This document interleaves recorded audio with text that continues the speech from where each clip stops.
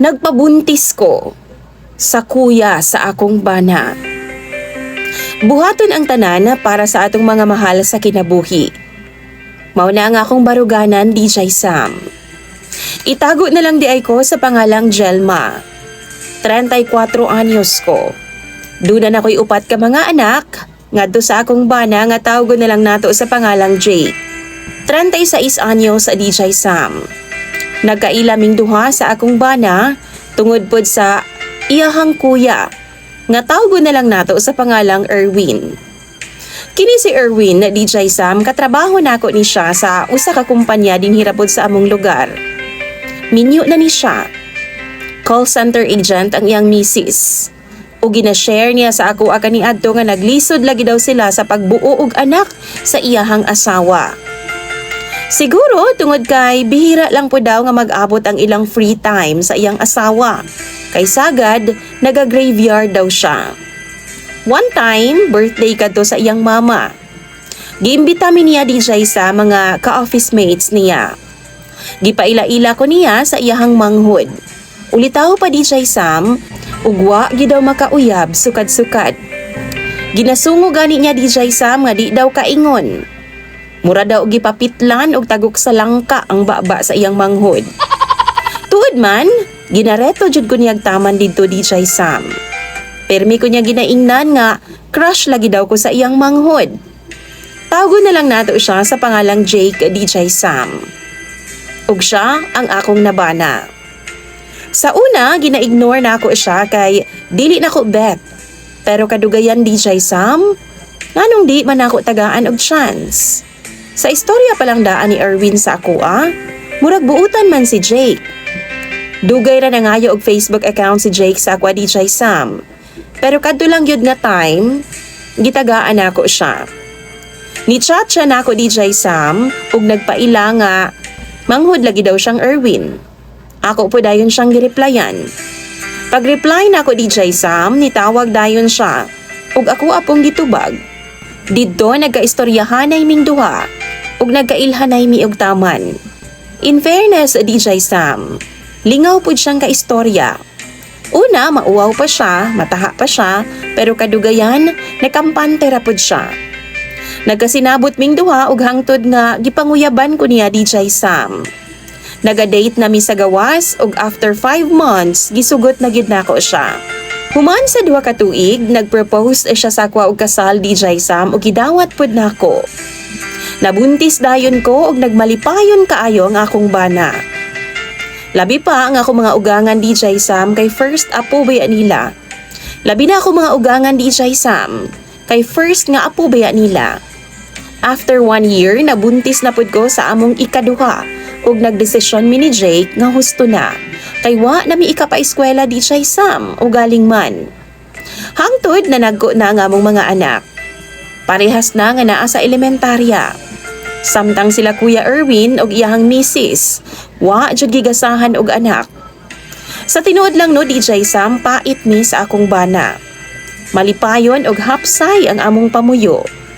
Apan usa ka pangitabo ang nibag-o sa among mga kinabuhi. Usa ka adlaw ni ana DJ Sam.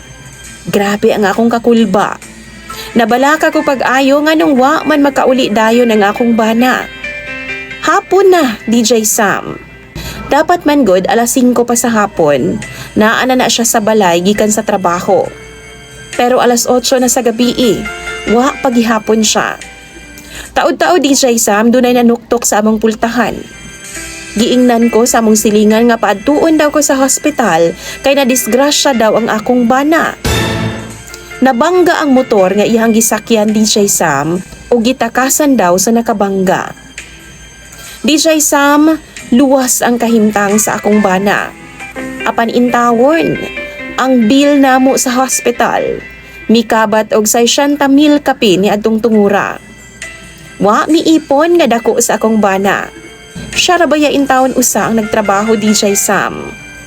Sales agent lang pud siya. Naundang man gud kog trabaho kay nabuntis man ko. Dayon, nakasentro na dayon ko sa pag-atiman ug pag-amuma nila sa akong mga anak. Miduol mi kang bisan kinsa DJ Sam. Pero wa gyud ko kalikom og bisan 1/4 lang man sa among bill. Nagkadugay ang pag-istar sa akong bana sa hospital DJ Sam. Nagkadako pod ang among billing. Sa private hospital man gud gida ang akong bana sa naka-rescue sa iyaha DJ Sam. Maong halang jud kayo ang presyo. Usa ka buntag ni ana, samtang naa sa eskwelahan ang akong mga anak, niduol si Kuya Erwin ako. Niadto gid siya sa panimalay namo DJ Sam og lahos pagyod sa among kwarto. Naa siya'y gi-offer DJ Sam. Gusto daw niyang hatagan ako siyag anak. Buntison daw ko niya. Ug wa daw makahibaluan na dapat. Kamira daw ang duha. Frustration daw niya DJ Sam nga bisan kanus adi na siya mahimong amahan kung iyang asawa lang daw ang saligan. Kay tan-aw niya, dakog problema ang iyang misis, maong dili makaanak. Nalain ko sa iyang giistorya DJ Sam. Baba kayo nga akong paminaw. Bayaw-baya na ako siya, pero sa dihang niingon siya, siya daw ang bahala sa bill sa hospital. Nausab ang akong hunahuna DJ Sam. Sa tinuod lang, gikapoy na kog pangita kung asa makalikom og kwarta. Pero wa gyud ko'y mahipos nga ingon anak kadako. Misugot na lang ko, nagpagamit ko ni Kuya DJ Sam. Paulit-ulit, hangtod nga mabuntis ko. Dili halata og dili mailhan na DJ Sam.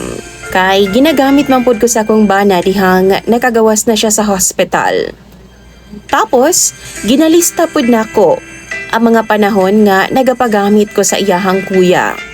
Tungod na kauli na nga akong bana sa balay, DJ Sam. Gapangita na pod mighigayon sa syudad sa iyahang kuya nga mag-lodge me. O di ba kaha sa ilang balay? Kanang wala bitaw ang iyang asawa DJ Sam or walay makabantay sa amoa. Happy tuig pod ko bago nabuntis sa DJ Sam. Og tungod kay dugay man kaayo, tapos halos magkasabay-sabay pod silang gagamit sa ako alangan naman balibaran pod nako nga akong bana. Basin magduda hinuon siya DJ Sam. Mataghigayon nga mananghid ko sa akong bana nga mangumpra ko sa syudad para sa among gamay langgod nga tindahan DJ Sam. Inig-uli na ako ana, muhangyo man pod siya. Tapos gikan pod minag ana-ana sa iyahang kuya sa syudad. Dihang nabuntis ko DJ Sam, wa jud ko masayod kung kinsa sa ilaha ang amahan. Pagkapanganak na ako, wa miangkon si Erwin. Kay sumala pa niya, liwat daw kaayo sa akong bana. So wala na ako siya nakumbinsi nga sa iyaha to DJ Sam. Padayon ang among kita sa syudad pag human akong panganak. Maghimo lang gyud mig bata DJ Sam. Kanang iyaha gyud daw. Niadtong higayon na wa gyud ko gapalabot ni Jake DJ Sam. Sir Erwin Rajud, mga 1 month siguro to, ug napuno gyud kog alibay DJ Sam. Giswerte sab ko kay nabuntis dayon ko.